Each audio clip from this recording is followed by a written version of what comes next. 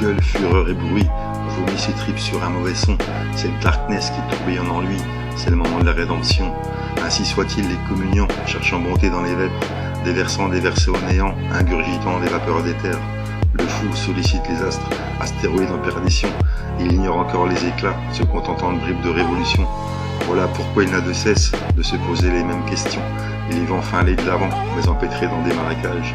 Il ignore alors si superbement qu'ils tourneront comme un lion en cage. Lion de papier en est devenu démon, alors il entre en guerre face à toute cette rage. Faisant fi des terriens agnostiques, ses croyances à lui, il veut les sublimer pour ne plus gueuler dans le vide. Il cherche à structurer ses velléités. Mais les questions se posent à lui, mais les réponses se font attendre. Alors, il entre dans une lutte subtile, ses paroles ne sont pas tendres. Le fou gueule, fureur et bruit, ça l'empêche de structurer son action. Bien qu'accroché à des rêveries, il sent le poids du temps peser sur sa narration.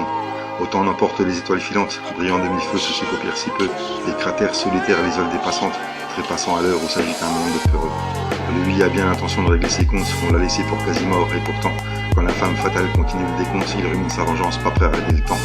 Des hordes de mal-aimés se joindront à lui, il lèvera alors toute une armée, les colonnes s'ébranleront comme viendra midi, à l'heure où la brume achèvera de se disperser, car, au fond des cimetières parisiens, comme dans d'autres en province, marchent les légions noires, pas en cadence à longs pieds, croisant des hordes de chiens, semblant bien nourris ou mourants.